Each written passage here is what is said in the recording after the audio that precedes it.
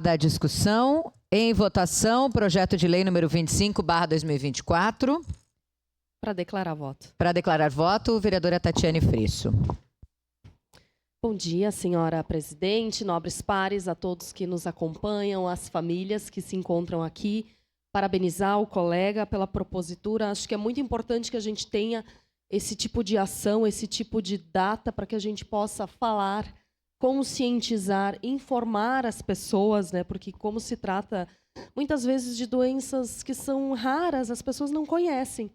E essa falta de conhecimento acaba prejudicando, né, toda a família, toda a sociedade. Então, acho que a gente precisa, sim, usar essas datas para realmente promover ações, né, que seja uma lei que não fique no papel, né, mas que ela seja, de fato, implementada com debates, com simpósios, com eventos, né, com a participação da família, que a gente busque levar nas escolas informação, porque é assim, através da conscientização, que a gente vem buscando mais espaço, mais respeito. E como fisioterapeuta, né, na minha vida, eu tive a oportunidade de conviver com muitas crianças, né, e com adultos, inclusive, com algumas síndromes raras. E eu digo que é um grande aprendizado quando a gente para se dar conta de todos os desafios pelos quais as famílias, as pessoas passam, né?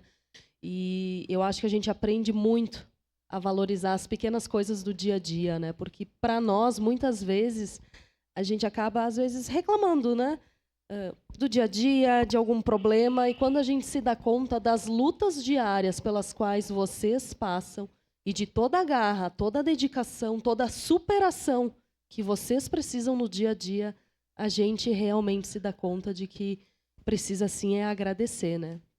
Perto do que vocês passam, as nossas dificuldades são ínfimas. Então, parabéns, estaremos juntos, certamente, né? Esta Câmara de Vereadores aprovou por unanimidade a criação de um espaço aqui na Câmara, de uma comissão permanente da pessoa com deficiência, que dá visibilidade e protagonismo a esse tema e que certamente também tratará desses assuntos. Parabéns mais uma vez, em momento oportuno votarei favorável.